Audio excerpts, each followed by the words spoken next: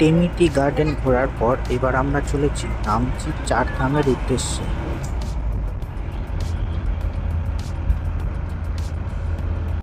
তো দেখো আমরা চলে আসলাম আমাদের নেক্সট ভিউ পয়েন্ট নামচির চার ধাম। আর আমি এখন দাঁড়িয়ে রয়েছি পার্কিং এরিয়াতে। পার্কিং এর টাকাও এখানে আমাদের কাছে 50 টাকা করে নিল, আর কত টিকিটও আছে সামনে। তো চলো সবই তোমাদের সাথে শেয়ার করব। এই যে এই রাস্তা ধরে যেতে হবে সোজা। তো আমরা পার্কিং এরিয়া থেকে পেরিয়ে যাচ্ছি চার ধাম মন্দিরের ওখানে। দেখতেই পাচ্ছ সামনে কত বড় একটা শিব মূর্তি রয়েছে, তো ওখানেও আমরা যাব। তো দেখতেই পাচ্ছ আমরা হাঁটতে হাঁটতে চলে আসলাম গেটের একদম সামনে। এইখান থেকে আমাদের উপরে উঠতে হবে। তো চলো। এই চার ধাম মন্দির মোটামুটি সকাল 9টা থেকে সন্ধ্যে 7টা পর্যন্ত খোলা থাকে। তো এখানে দেখো ওই আমরা যেখানে যাব তার ছোট্ট একটা রেপ্লিকা করা রয়েছে, মানে কি কি মন্দির কি কি টেম্পল রয়েছে। তো চলো এবার আস্তে আস্তে, আমাদের টিকিট কাটা হয়ে গেছে। আর এখানে টিকিট হলো 50 টাকা করে। মন্দিরে ঢুকবা তাতেও টিকিট, তারপর নর্মাল 50 টাকা করে, দেখেছো সবাই খোঁচে গেছে টিকিটের নাম শুনে। তো চলো আমরা আস্তে আস্তে উপরে উঠি আর দেখি এখানে কি কি রয়েছে। দেখতে পাচ্ছ এখানে একটা জুতো রাখার জায়গা রয়েছে। তো আমরা প্রথমে জুতো খুলে, আর এখানে জুতো রাখতে কোনো টাকা লাগে না, তো জুতো খুলে আমরা যাব মন্দিরের দিকে।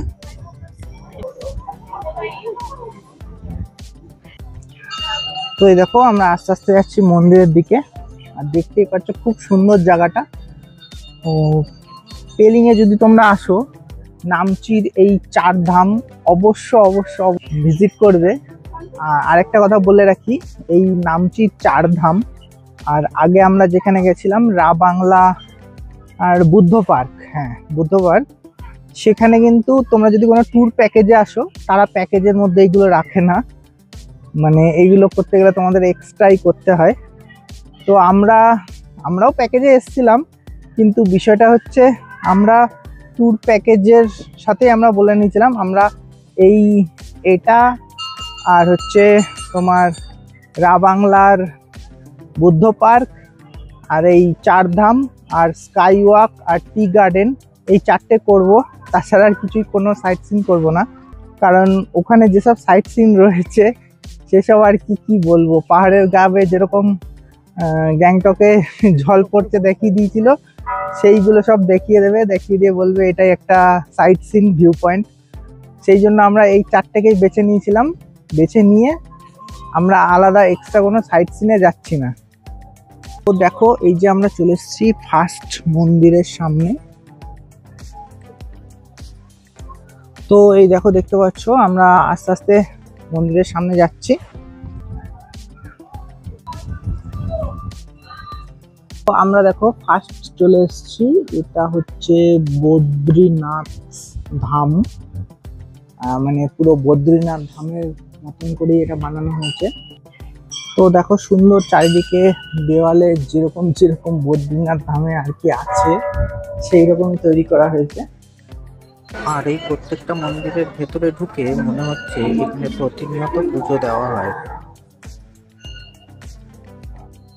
মন্দিরের ভেতরে ঢুকে মনে হচ্ছে এক্স্যাক্টলি মন্দিরগুলো যেরকম বানানো ছিল ঠিক সেই রকম ভাবেই এই মন্দিরগুলোকেও বানানো হয়েছে। আমরা উপরে উঠছি আরেকটা মন্দিরের ওখানে। তো এই দেখো এখানে শিবলিঙ্গ করা রয়েছে, আর এখানে তোমরা পুজো দিতে পারো। আর এখানে শিবের মাথায় জল ঢালারও ব্যবস্থা রয়েছে, যেটা তোমরা দেখতেই পাচ্ছ। দেখলাম অনেকে এসে এখানে জল ঢালছে।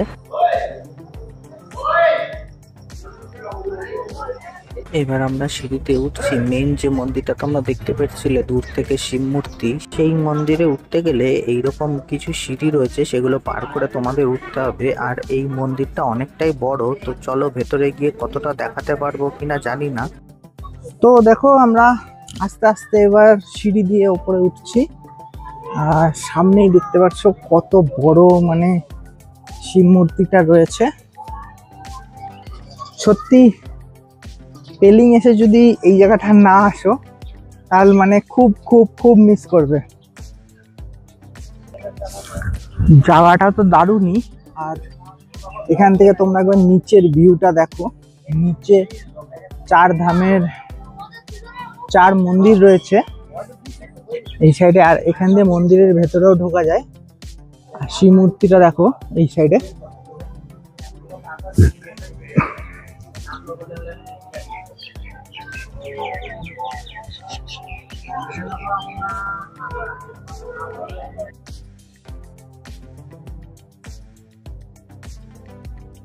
দেখো মেন মন্দিরের ওখানে তো ক্যামেরা অ্যালাউ ছিল না, সেই জন্য মেন মন্দিরের ভেতরে ফটো তুলতে পারিনি। তো চলো মন্দিরের সাইডে আর যেসব রয়েছে মানে মন্দিরের পেছনের দিকটাতে সেই সবগুলো তোমাদের দেখিয়ে নিয়ে আসছি। মেন মন্দিরের চারপাশে এইরকম ছোটখাটো শিব মন্দির তোমরা অনেকগুলোই দেখতে পারবে।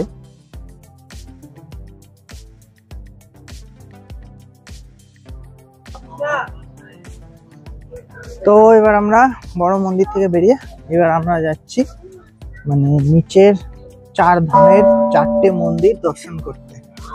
তো চলো, আমরা একটা মন্দিরে চলে আসলাম। এটা হচ্ছে সাই টেম্পল।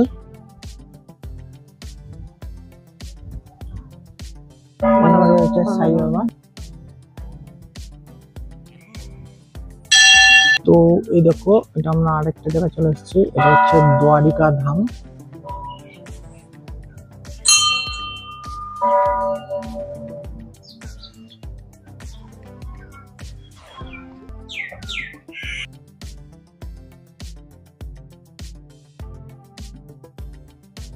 তো আমরা ঘুরতে ঘুরতে চলে আসলাম আরেকটা ধামের সামনে।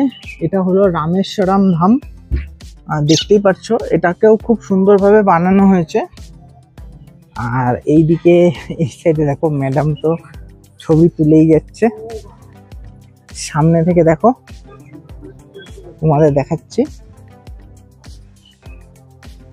পুরো অরিজিনাল যেরকম হয় সেরকমই বানানো হয়েছে, খুবই সুন্দর লাগছে দেখতে। আর ভেতরে এরকম কিছু আছে, জানি না ভেতরে লোক বসে রয়েছে, ক্যামেরা অ্যালাউ আছে কিনা, সেই জন্য আর ভেতরে গিয়ে ছবি তুলছি না। তো সামনে থেকে একদম ফ্রন্ট থেকে দেখো এইরকম লাগছে দেখতে, মানে সত্যি বলছি, মানে এখানে এসে খুবই ভালো লাগছে। তো সামনে দেখতে পাচ্ছ এটা হচ্ছে জগন্নাথ ধাম। ম্যাডাম আগে জগন্নাথ ধামের ভেতরে ঢুকছে। এর ভেতরেও দেখছি একজন বসে রয়েছে, কারণ আগের জন বলেছিল ক্যামেরা অ্যালাউ নেই, তাই ক্যামেরা করতে পারেনি। জানি না এর ভেতরে ক্যামেরা করতে দেবে কিনা, সেই জন্য আগে থাকতেই করছি না। আর বাইরে যাওয়ার রাস্তায় দেখো এইরকম একটা পরশুরামের স্ট্যাচু করা রয়েছে এখান দিয়ে। এবার এর ভেতরেও যাওয়া যায়, কিন্তু যাবে এর ভেতরে যাবে?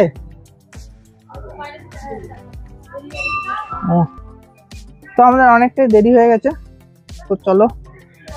তো আমাদের নামচি 4 ধাম এসে তো খুব ভালোই লাগলো। এবার আমরা এখান থেকে বেরিয়ে যাব।